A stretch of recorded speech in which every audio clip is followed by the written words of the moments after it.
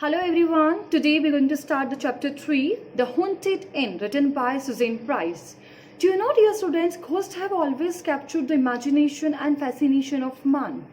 Some believe in ghosts, some do not believe in ghosts. Do you believe in ghosts? Are you scared of unknown? Well, if you believe in ghosts, you are not alone. People and the culture around the world believe in ghosts. In fact, ghosts are the most widely believed paranormal phenomenon. In the folklore, ghost has been described the spirit or soul, right, of a dead person or a dead animal, right, and that is visible to the living. And in the ghost lore, the description of the ghost has been given from the invisible presence to the wispy shapes and translucent shapes. So here in this chapter, there is a non-believer of ghost. He is a rationalist person, the person who is rationalist, who do not believe in the presence of ghost. So a non-believer of ghost had a queer experience in this chapter that we are going to discuss. As the title of this chapter suggests, that name of the title of the chapter is The Haunted Inn, right? The haunted is the meaning of the word haunted means a place or a house frequently visited by a ghost or the spirit. Or inn is the word meaning of inn is a kind of house or a hotel where the food, accommodation and drinks being served. So the haunted inn. So where a hotel or a pub was haunted. The story is of that. So shall we start now? Let's get started, dear students. Very first line. The story is so true, you will be told in the dozen pubs, but was told it in a pub called Struggling Man. Generally, there is a scenario prevailing idea that so many pubs and hotels are haunted, right? But he's talking about a pub that the name of the pub was the Struggling Man, right? And he said, I have heard the story in this particular pub, that is the Struggling Man. Now next he says, a salesman came in one night. Do you know what a salesman is? A person who promote or sells the product of a company, right? While traveling to the places. So a salesman came in one night, and I was told and said, "Can you put me up?" A salesman came to the hotel owner, to the landlord, and he said, "Can you put me up? Can you give me a room? I want to book one room for me, right?" Before the landlord could say yes or no, one of the regulars leaned over and said, "How about giving him the haunted room?" When the landlord is about to say yes or no, whether he is having the accommodation or not, before that, one of the regular is a regular customer of that hotel or a pub, leaned over and replied that, "How about we will give him a haunted room," right? So next, the salesman, after a hard day selling, of course, I told you salesman's job is to go door-to-door selling, or he used to travel all around the world, all around the place to promote and to sell the product. So he was very much tired. So a hard day selling was only in the mood of sleep. He said, "This isn't another pub with a haunted room, is it?" So he was very much particular, he was very much aware about the prevailing idea all around the world that some might be earlier also he had experienced the place like this hotel is it's a haunted, right? So here he said he is very much aware of it. So he's asking, is it another pub or hotel with a haunted room? Now I say, "What do you mean?" The landlord asked. Landlord asked, "What do you mean?" That means you already have seen such kind of hotels. "Every pub I have stayed in had a haunted room," said the salesman. So now the salesman is saying, every hotel I have stayed in had a haunted room. "And I wish the breweries could think up a new advertising stunt. I am sick of that one now." Breweries again is establishment where the drinks has been served, right? Where the liquor has been served. So now he is saying, "I am fed up of this. I am sick of it." Sick of it is a phrase that means when you are very much. It says that it's a meaning of that is that you are tired of something because you had heard about something very often that you do not like it. So he said, "I'm sick of it," right? I think what he's saying, I wish the breweries would think of a new advertising stunt.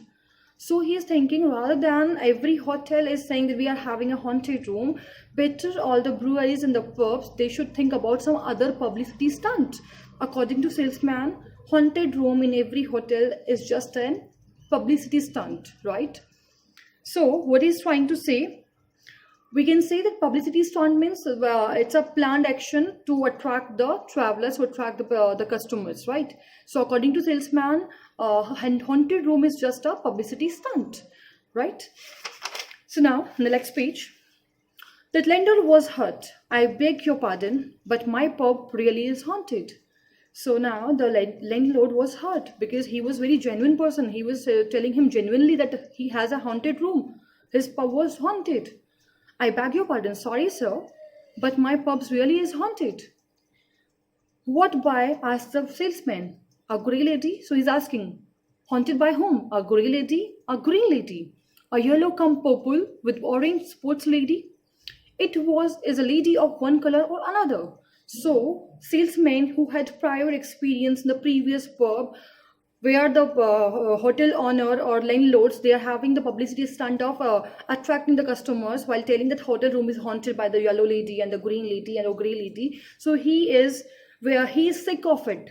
So when the landlord said that our hotel is genuinely haunted by someone, so he's asking, what by? Was it haunted by a grey lady or a green lady or a yellow come purple lady, right?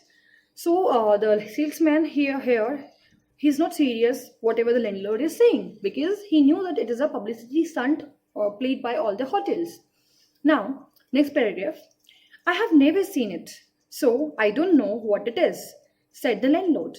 Landlord said, I never seen that spirit or the ghost who has haunted the hotel room. So I don't know how does it look like, and I don't want to see it either, right? Because I do know that whenever anybody slept in that room, they have been raving, screaming, mad that next morning. That's why I never let anybody sleep in there. So now the landlord is saying, I don't know about the shape of the ghost, whether it's a grey lady, green lady, but I know one thing, the any person, and I don't want to know even, but he's saying if anyone has slept in that room till now, in the morning he has woke up while raving, screaming. Raving means shouting, screaming means shouting in pain, crying a lot, and mad that next morning. That's why I never let anybody sleep in there.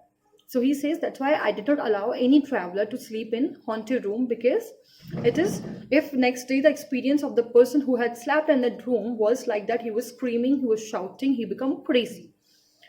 Who told you all that? The salesman asked. Salesman asked the landlord, who told you all this? Well, the man who was landlord here before me. So the landlord is saying the previous landlord. Before I took this hotel, the previous landlord told me about all this, right? And had he ever seen it? The salesman is asking, had the previous landlord had ever seen the ghost? Well, I don't know. The landlord is saying, well, this I don't know. Of course he hadn't, said the salesman. Of course he hadn't seen any haunted or any spirit. Salesman said this. You wouldn't catch me sleeping in the room anyway, said the regular. I would, said the salesman. You want a bet? So here, the regular customer is asking that you don't want to sleep in that particular room. So the salesman said, yes, I can sleep in that room. So here he is trying to take a bet.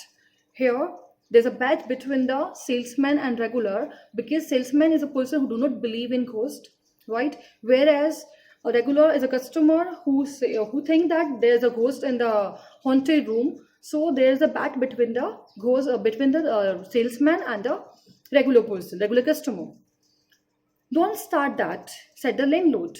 I have never let anybody sleep in there, and I am not about to. Now, the landlord is intervening in between the bet, and he's saying, don't get into this, don't get into the bet and all, because I am not going to let any person sleep in that haunted room, right? But the regular said to the salesman, will you still be here tomorrow night? I will buy you double if you sleep in that room tonight, with the door locked on the outside. So here, the regular customer, he is keeping his bet on, and he's saying that if you will sleep here tonight, I will give you double liquor, right? So there's a bet between them, and you have to sleep in that room, and door will be locked from outside. Now, if I can search the room before the room door is locked, you are on. So the salesman is saying, okay, fine, I'll sleep in the room, but before sleeping, I would like to check the room. If you will allow me to check the room properly, the bet is on, said the salesman. But I am not so much green as Cabez looking. You won't catch me out with tape recording of groans hidden in the wardrobe. So I am not as green as Cabez means I'm not as foolish that you must be thinking, right? I would like to check in the room because he might had such experience that somebody in the room hidden some kind of tape recorders with the groans of a person, crying, they shout the person is groaning in a pain, some kind of sound like this, so that person gets scared. So if first I will check the room, and if I'll find the room is okay, I will sleep in that room and the bet is on. I hope you must have understood, dear students. We'll continue the chapter in the next video. Thank you and have a nice day.